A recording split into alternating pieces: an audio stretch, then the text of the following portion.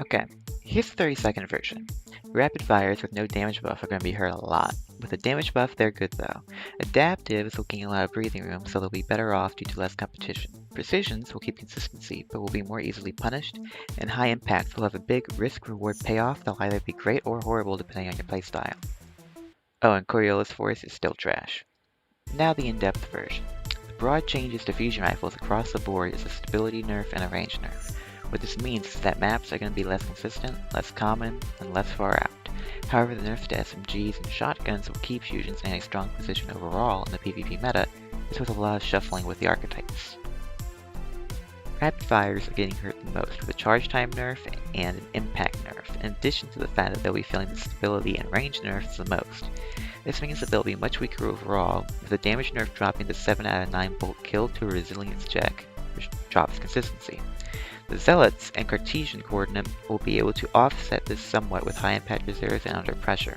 The different niches will be expanded as the range nerf hits the high zoom Cartesian less, but the stability nerf hurts the arrowhead break Zealots less. Now Composure has high impact reserves, but the lack of a passive accuracy perk will hurt it a lot still.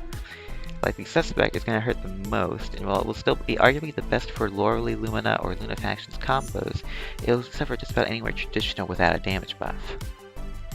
The other directly targeted with a nerf are the precision frames with a charge time increase. Precision frames are good now because of their consistent mapping, and while they'll be slightly lessened by the range and stability nerfs, the bigger hit is likely going to be the charge time increase, as this now puts it solidly over the adaptive frame's charge time, and has it closer to on par with primary weapon TTK, as opposed to solidly ahead of most.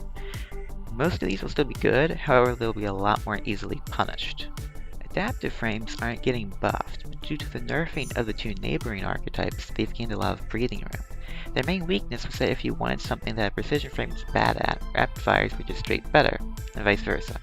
But now adaptives will probably occupy the current precision frame niche as well-rounded versatility machines. While precisions do exactly enough to 5 out of 7 bolt killing resilience, adaptives have slightly less. What this means is that you'll need either liquid coils or high impact reserves to compensate. Dreambreaker can do this easily, while Timeline's Vertex will easily win in mapping due to the higher zoom. Teching Force loses to both of these at their strengths, but has the versatility to fill either niche depending on the role. Trinary System does this as well, and better, but it has 144 perk combinations, so yeah. Finally, we have high impacts, and oh boy have I been looking forward to this. The first two fusions I got into PvP with were Glacioclasm and Merciless right before the rework, and now they'll have their time to shine again.